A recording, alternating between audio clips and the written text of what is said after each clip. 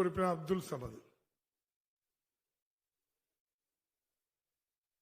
மணப்பாறை நகரத்தில் போக்குவரத்து நெரிசல் அதிகமாக இருக்க காரணத்தால் நீண்ட காலமாக அந்த புறவழிச்சாலைக்கான பணிகள் தொடங்கப்படாமலே இருக்கிறது. அந்த நிலமெடுப்பு பணி நடப்பதாக நாங்கள் கேள்விப்படுகிறோம்.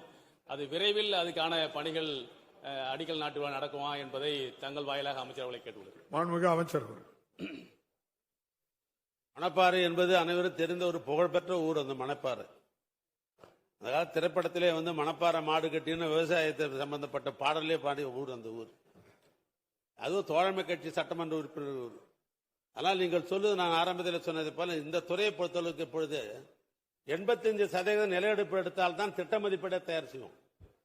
சில நேரங்களில் டெண்டர் விட்டுட்டு அதுக்கு முன்னால் நில எடுப்பு போனதனுடைய விளைவாக பல விமர்சனங்கள் எல்லாம் இருந்தது. ஆனால் இந்த ஆட்சி பொறுப்பேற்ற உடனேயே 85% நில எடுப்பு எடுத்தால்தான் திட்ட மதிப்பீடு தயார் செய்து சாலை அமைக்க வேண்டும் என்ற நிலையில் இருக்கிறது. அதை நான் அரசு அதிகாரி கூப்பிட்டு விரைந்து அந்த பணிகளில் ஈடுபடுத்துவதற்கு இந்த அரசு முன்னுரிமை